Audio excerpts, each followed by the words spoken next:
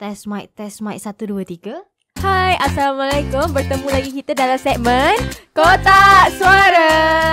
Okey, hari ni Alhamdulillah Mira dah bertemu dengan Farah kembali. Kau jumpa juga jalan ke podcast akhirnya. Alhamdulillah ada tiket bas datang sini. Okey, Farah, hari ni kita macam biasalah kita tak berdua. Sebab kau dah tinggalkan aku seminggu kesorangan. Sekarang ni kita ada tetamu. Siapa tetamu kita? Tetamu kita adalah seorang yang tak asing lagi lah kepada sesiapa yang menjadi pengikut page di Outlook, iaitu Kausar. Okey Kausar, tolong kenalkan diri sikit. Hai, Assalamualaikum. Nama saya Kausar Rozman. Saya merupakan sekarang kreatif editor di The Outlook, sebuah portal ekonomi. Jadi saya berumur 27 tahun. Sudah berkahwin. So itu sahajalah. Mungkin pendengar podcast ataupun follower TP di luar sana dah mengenalilah siapa Encik Kausar ni. Dekat Twitter dia memang famous. Kita hari ni kita jemput tweet famous lah Farah. Itulah, aku yang tak ada Twitter pun aku kenal dia. Kau tak ada burung biru? Tak ada. Aku ada burung biru. Yang tu Facebook apa ni? Facebook biru je. Facebook biru je. Biru jugalah. Okey, hari ni Farah kita nak cakap satu topik yang agak menarik. Dia ke arah yang membuat orang kat luar sana memang akan berfikir. Okey, topik kita hari ni adalah kejayaan. Jadi Kausar, untuk soalan pertama kita pada hari ini, apa definisi kejayaan bagi Kausar? Okey. So sebelum kita nak bercerita mengenai kejayaan, okey, izinkan saya kita bawa ke dalam satu kisah dulu. Okay. So katakanlah saya bawa budak sekolah jalan-jalan naik bas kan, pergi rombongan. Kira kita jalan-jalan lah, pusing town kan. Okay. So bayangkan Mira dengan Farah adalah budak sekolah tu. Wow. So sekarang saya nak bawa Mira dengan Farah jalan-jalan. Yeay. Mengembara. Seronok jalan-jalan ni. Okay. So kita jalan-jalan, first kita jalan, and then beberapa minit kita nampak kita lalu satu rumah yang besar. Kira macam rumah banglo lah, senang cerita kan. Kalau kat KL ni kat Jalan Tunku kan, kat Mont Kiara, kira rumah-rumah yang cantik. Lepas tu dekat dalam rumah yang cantik tu ada pula kereta-kereta sport ataupun kereta-kereta import. And then ada laman yang cantik, ada swimming pool. Kemudian saya tanya pula kepada Farah dan Mira, orang tu berjaya atau tidak? Berjaya lah. Mesti dia kerja hebat kan. Kalau tak, ataupun keluarga dia memang kaya. Satu sebab time tu Kausar pun cakap kita budak-budak kan. Budak-budak mesti akan cakap berdasarkan apa yang mereka nampak. Yeah. So most likely budak-budak akan kata yes, orang tu berjaya. And then kita jalan lagi kan, kita pusing lagi. Lepas tu kita lalu. And then kita terserempak dengan seorang pakcik tepi jalan. Seorang tukang kebun, pakai baju kotor-kotor. And saya tanya soalan yang sama kepada Farah dan Mira. Pakcik tu berjaya atau tidak? Okay, kalau tanya soalan ni kepada aku 15 tahun yang lepas lah, tak kot. 15 tahun yang lepas sekarang tak lah. Sekarang masih tak? Sekarang adalah dia punya kisah hidup yang kita tak tahu kan. Okay, dah lain sikit. So most likely budak-budak akan jawab lah, dia tak berjaya lah sebab kerja pun biasa-biasa saja kan. Tukang kebun, tak ada kereta, ada motor buruk je kan. So lazimnya kejayaan ni orang selalu kaitkan dengan harta benda, social status lah. Harta benda, pangkat, lepas tu pakai kereta apa, rumah macam mana. So kalau ada semua tu baru kita kira sebagai berjaya. Tapi betul ke benda ni dianggap sebagai pengukur kejayaan? Rasanya kebanyakan orang sekarang memang menjadikan harta benda tu sebagai pengukur kejayaan. Contoh macam kenapa orang nak beli kereta yang mahal? Sebab kereta dia boleh usung merata. So bila pakai Honda, okay, kau berjaya, kau kerja hebat. Betul lah, sebab benda macam ni kalau budak-budak pun dia akan nampak benda yang dia nampak, benda tu mewah. Dia akan cakap kalau kejayaan. Kalau budak sekolah pun tengok, dia pakai Smiggle. Macam tu lah. Betul. Kalau mentaliti masyarakat Melayu, lagilah masih ada yang macam tu. So, kalau betul lah kejayaan ni diukur semata-mata dengan harta benda, Qarun dengan Fir'aun lah orang paling berjaya kat dunia ni. Betul tak? Sebab mereka antara orang yang terkaya dalam sejarah. Tapi, bukan itulah maksud kejayaan sebenar. Bukan harta benda saja. Okay. Ni pada pendapat saya lah. Kau terpegun dengan Kausar punya. Sebab topik kita hari ni lain sikit. Berbeza daripada yang sebelum-sebelum ni. Aku tergamar dengan nama Fir'aun tadi. Itu contoh lah. Ya. Okay. Ataupun kita boleh bagi contoh yang lebih dekat dengan orang zaman sekarang. Kita ambil contoh, mungkin ramai yang kenal Jeff Bezos. Yang mana adalah pemilik Amazon. Yes, dia adalah antara orang terkaya dunia, top 5. Tapi tengok macam mana dia layan pekerja dia. Sampai kan ada satu kisah ni, dia report lah kan, reporter report. Dia beritahu sampai pekerja dia tak ada masa pun nak pergi toilet sebab kena ikut kerja dia.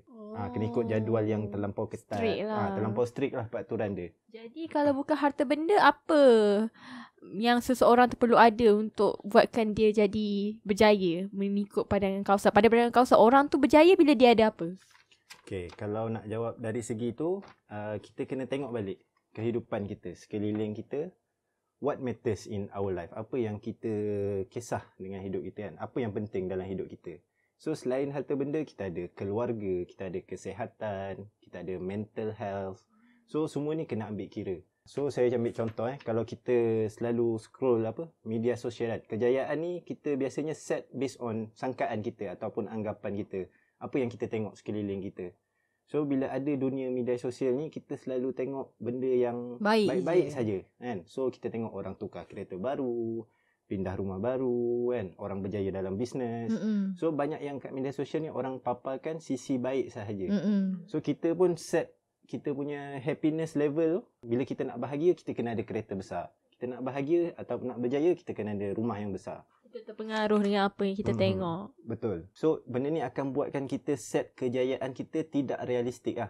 So at the end, bila kita tak capai, kita tak happy. Ataupun kita mungkin boleh capai. Contoh kita nak beli rumah besar atau kereta besar, kita boleh beli. Kita beli dengan hutang lah contohnya kan.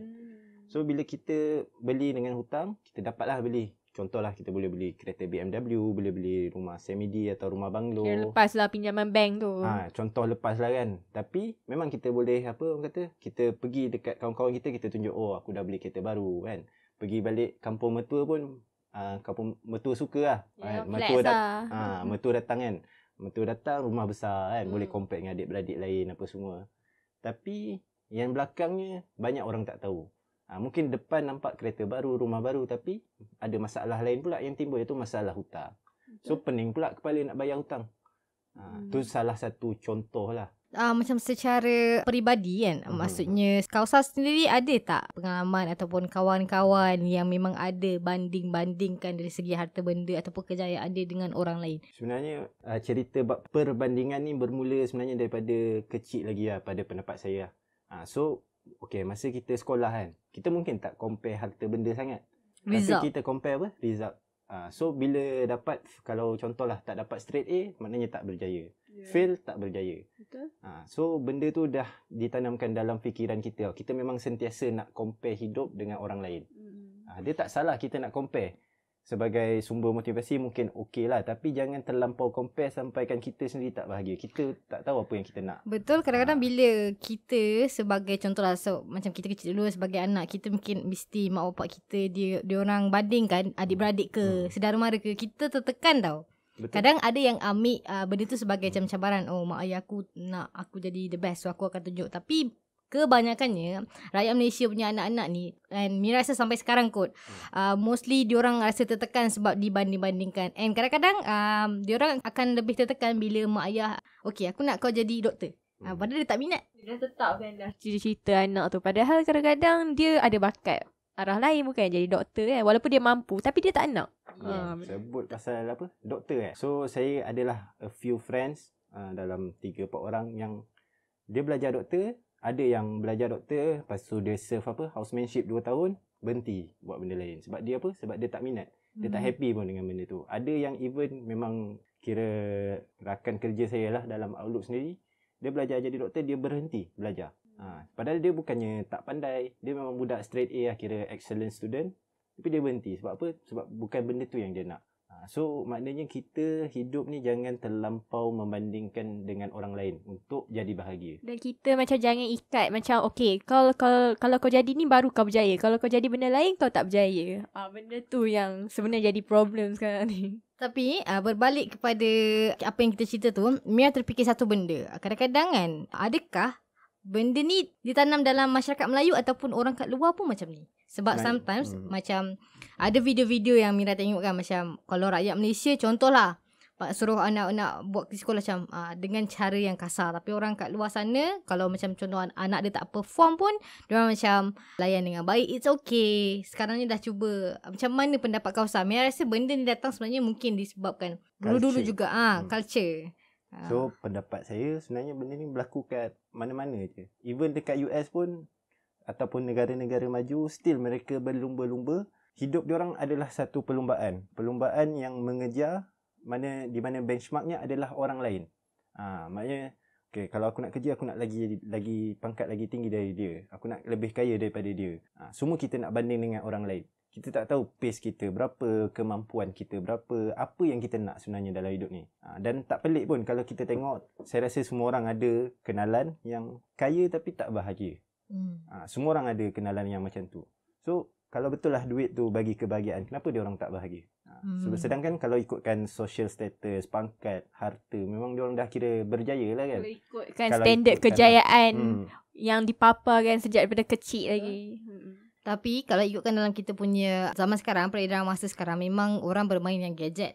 So orang semua terdedah dengan gadget. Jadi macam kita berbalik kepada kau cakap pasal media sosial. Sekarang ni mostly memang semua orang tunjuk kejayaan dari segi, okay, hari ni sales baik. Banyak usahawan kita lah, mostly yang famous, diorang akan tunjuk yang duit tu berkepuk-kepuk tu. Ya, kadang-kadang niat diorang adalah untuk jadikan inspirasi kepada orang luar. Tapi apa pendapat kau, Sa? Macam usahawan sekarang memang mostly memang tunjuk bila sales berjaya, diorang beli kereta.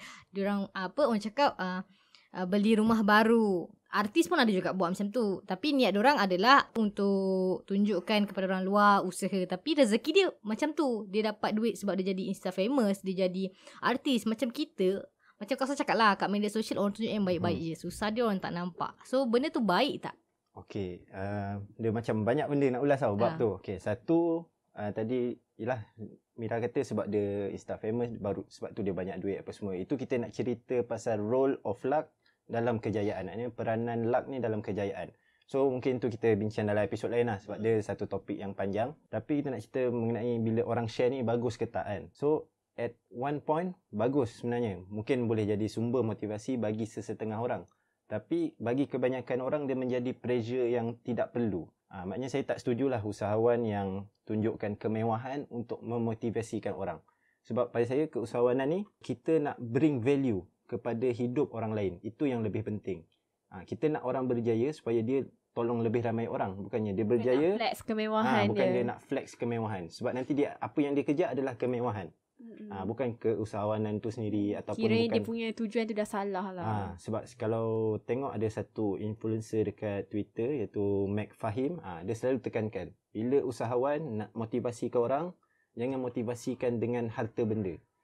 Jangan motivasikan dengan kereta mewah, dengan rumah agam yang besar ataupun dengan duit yang berkepuk apa semua tu.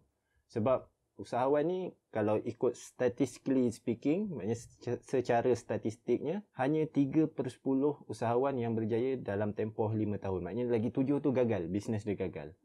So dekat situ ada peranan luck ataupun peranan, kalau kita orang Islam, rezeki lah. So sebenarnya dia berjaya tu bukan sebab usaha dia sahaja. Kadang-kadang ada faktor-faktor rezeki ataupun luck lah. Kalau orang putih panggil, dia panggil luck lah. So itu kita bincang nantilah. Tapi saya memang tak setuju orang pamerkan kemewahan di media sosial lah. Untuk memotivasikan orang lain. Betul. Sebab kalau kita tengok dululah sebelum zaman adanya media sosial kan, kita punya perbandingan tu agak okey sikit. Sebab apa? Contohlah kita duduk kampung lah, kita duduk Baling lah contoh kan. So sekeliling kita yang paling kaya pun mungkin ada banglo, ada kereta biasa-biasa. Kereta kira mahal juga tapi tak terlampau mahal. Tapi sekarang kita scroll media sosial, kita boleh tengok orang yang terlampau kaya tau. Orang yang terlampau kaya tu kita boleh tengok kehidupan kita takkan jumpa pun dalam real life sebenarnya. Bukan dalam circle pun. Betul. Bukan pasal kaya je lah, pasal perception juga. Macam relationship pun kan. So relationship semua macam nak sweetnya dia. Tapi kita tak tahu yang belakang-belakangnya macam mana. So orang meletakkan benchmark yang terlampau tinggi dalam hidup dia. So dia akan kecewa lah bila dia tak capai. Dia akan stres. Sedangkan kalau nak bahagia tak perlu pun semua tu. Kita bahagia dengan cara tersendiri sebab hidup masing-masing berbeza kan. Berjaya tu sendiri subjektif lah. Kita boleh jadi ayah yang berjaya, maknanya kita spend masa lebih banyak dengan anak-anak kan. Kalau duit banyak tapi masa tak spend dengan anak-anak pun tak guna juga. Pernah tengok ada satu gambar ni, saya rasa ramai orang pernah tengok, ada gambar orang kejar duit tau. Orang kejar duit, lepas tu at the end dia sampai dekat satu cerun, dia tulis macam the end of life lah. Maksudnya duit dia dapat, duit dia dah berkepuk dalam tangan, tapi hidup dia dah habis. So kita tak nak macam tu. Kita nak journey kita tu bermakna, perjalanan hidup kita tu bermakna. Boleh Mira tanya tak? Boleh. Macam mana, okay ni dia luar sikit daripada konteks of kejayaan ni. Macam mana kawasan terfikir kawasan nak cakap pasal kejayaan? So berdasarkan daripada pengalaman ke? Ataupun ada something yang buat kawasan nak share ke orang? Ataupun kawasan sendiri nak bagi orang kat luar sana berfikir untuk diri sendiri kan? Apa kejayaan bagi kita? Okay. Macam saya sendirilah, saya dulu memang obses lah dengan kejayaan ni. Sebab saya kira agak gifted sikit lah kan. Rezeki Tuhan bagi, pandai sikit. Saya memang belajar sikit je boleh dapat straight A ke. Ni malam sebelum periksa main game ni. Tapi tu rezeki saya lah. Tuhan bagi otak yang cepat pick up sikit. Tak adalah genius tapi cuma cepat pick up sikit. And then so bila saya dah biasa berjaya, kira kita rasa berjaya lah kan. Kalau budak belajar, result bagus tu kira berjaya lah kan. And then bila kerja, saya set definisi kejayaan yang lain. Maknanya saya nak kejar pangkat kan. Saya nak kejar duit. Awal-awal dulu lah. So awal-awal kerja memang saya ni jenis memang saving gila babi. Kompetitif. Kompetitif apa semua. And then saya kerja bank. Saya kerja sampai lewat malam. Ada yang saya balik pukul 12, esok pukul 8 dah kena masuk balik. So at one point saya fikir balik, happy ke hidup macam ni kan? Kesihatan tak terjaga, masa dengan kawan-kawan hilang. Gaya hidup tak sihat. So yelah, gaya hidup tu tak sihat. Lepas tu kawan-kawan hilang. Lepas tu saya tak ada masa. So ini ke yang saya nak dalam hidup saya sebenarnya. Macam mana kalau hidup untuk kerja juga. Hidup untuk kerja lah, untuk kejar duit tu lah, monetary reward. So apa jadi kalau contohlah saya umur 30, saya tak capai pun kejayaan. Lepas tu saya meninggal. Contoh.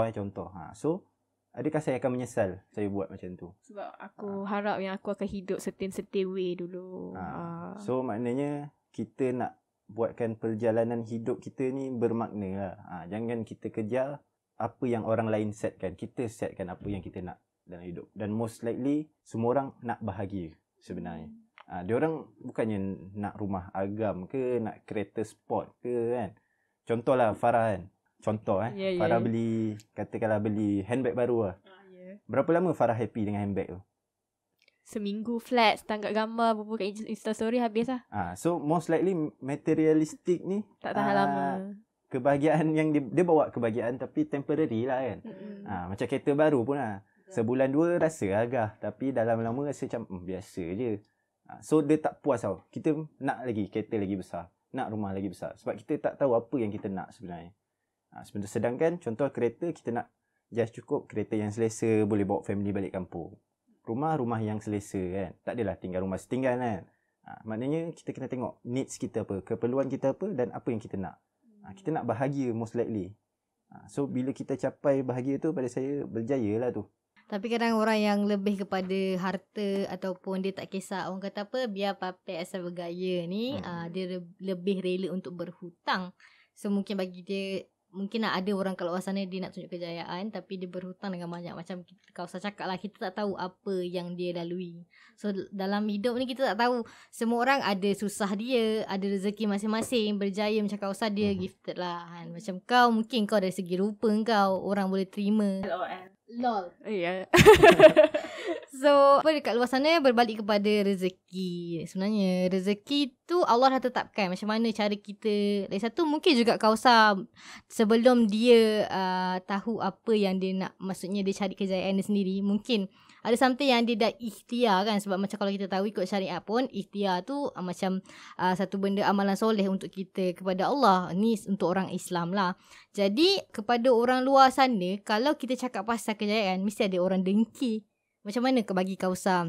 Macam Kausar dah fikir dah, Kausar cari kebahagiaan sendiri, kejayaan sendiri. Macam mana Kausar atasi untuk dengar kata-kata yang orang dengki, orang tak suka, mesti ada punya. Kan kita dah positifkan diri kita, tapi mesti susah sikit kat part. Yelah nak betulkan diri, nak betulkan kehidupan, mesti susah. Macam mana nak overcome benda tu? Selalu daripada benda-benda dengki ni lah. Dengki So dia kalau macam, contoh lah kita berjaya, katakanlah kita bukan berjaya lah, kita kaya kan. still ada orang dengki. Kita tak kaya pun akan ada orang berkata-kata gak. Contoh macam balik kampung kan. Orang kadang-kadang compare result anak-anak.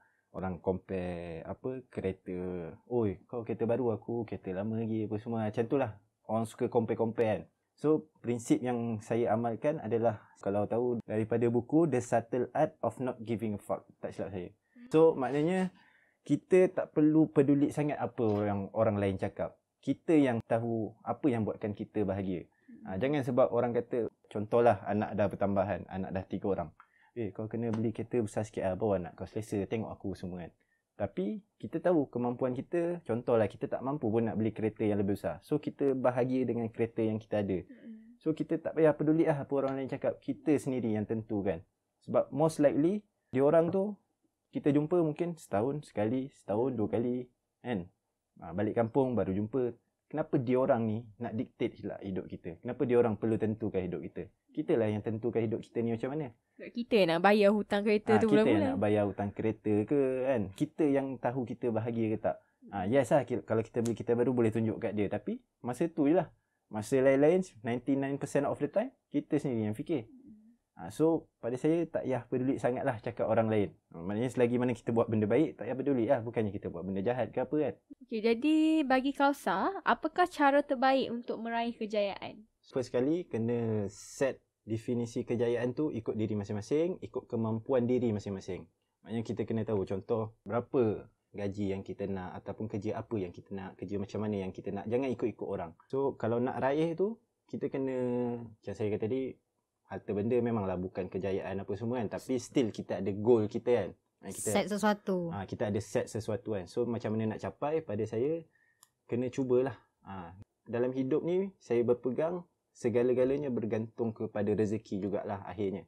Maknanya kita usaha, lepas tu akhirnya macam Mirah kata tadi, kita kena berikhtiar. Maknanya kita kena tawakal.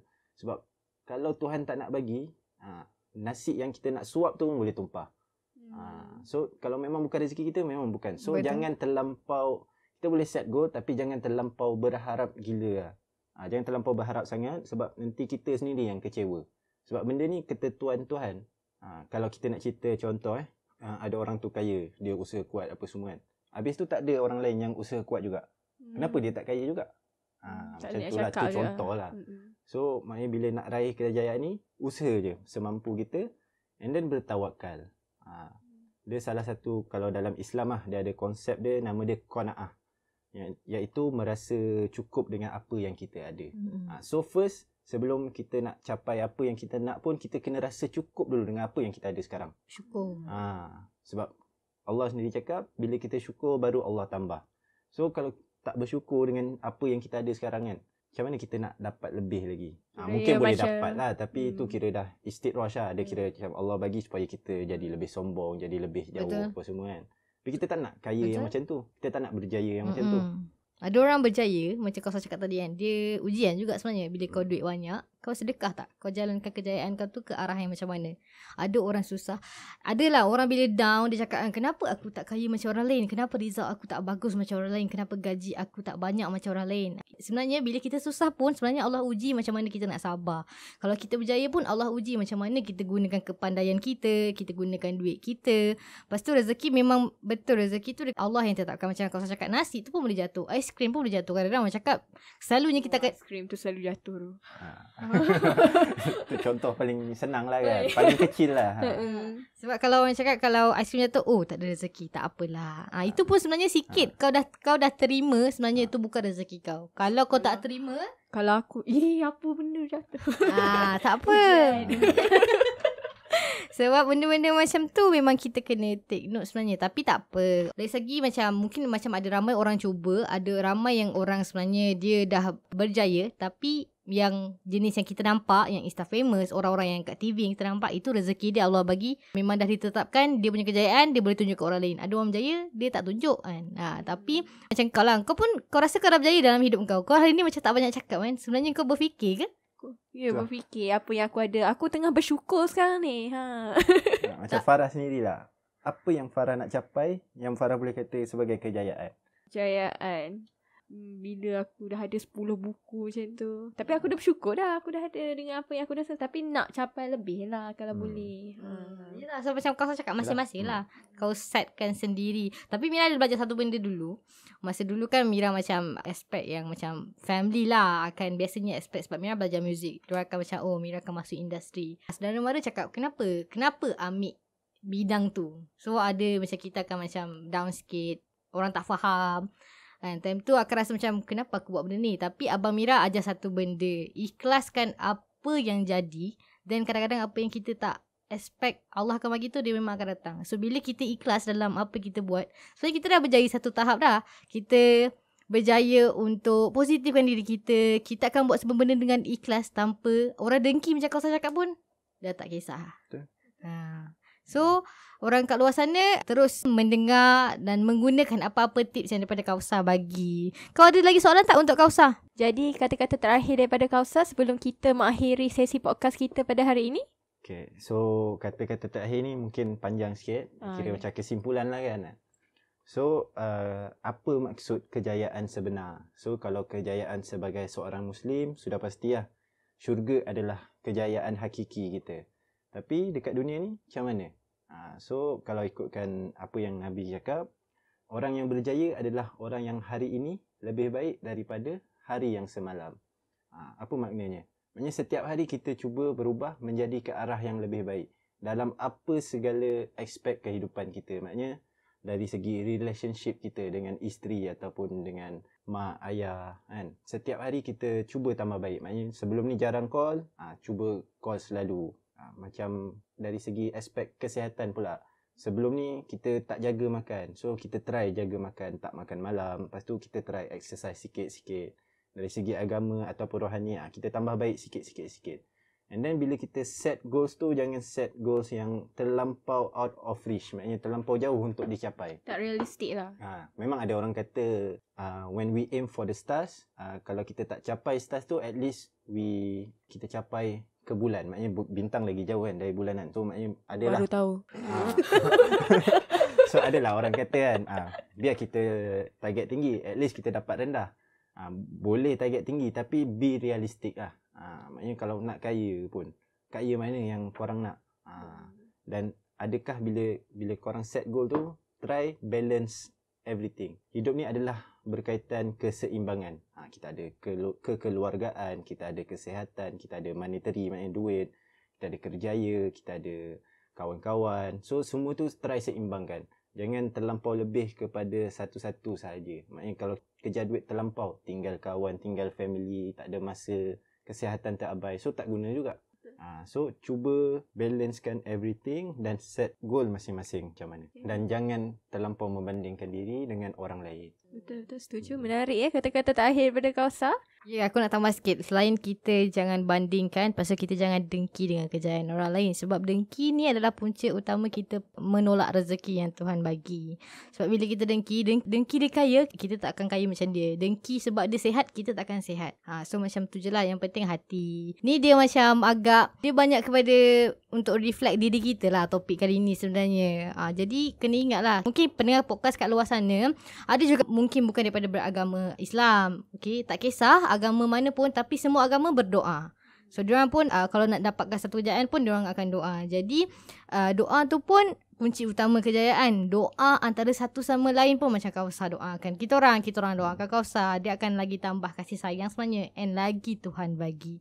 So untuk pendengar podcast, kalau korang lagi suka Kausar cakap pasal topik ni, ataupun ada korang nak Kausar cakap mungkin pasal ekonomi ke, pasal macam mana Kausar menangani dia punya hidup ke, lalui hidup ke, korang boleh kongsikan dekat bawah. Boleh share. Mungkin Kausar nak gantikan tempat kita orang ke, tak kisah. Kau okey tak kalau dia ganti tempat kita? Agak berbelah bagi sebab berkaitan dengan paycheck aku, tak boleh nak reda. Okey, kau tak boleh nak reda, tak boleh marah. Di konsep rezeki. Kena mempertahankan rezeki aku. Okey, pasal mempertahankan rezeki, kita boleh cakap daripada next episode nanti. Sebab kalau kita cakap dengan Kausar, takkan habis. Sebab topik ni memang sangat bagus untuk orang kat luar sana. So kali ni aku bagi kau tutup kita punya podcast Kotak Suara. Okay, terima kasih Kausar sebab sudi menjadi tetamu kami pada hari ini. Jangan jemu dan jangan segan. Kepada pendengar podcast, jangan lupa share, like dan komen podcast ini. Kita jumpa lagi dalam episod yang akan datang. Bye. Bye semua. Terima kasih Kausar. Bye. Assalamualaikum.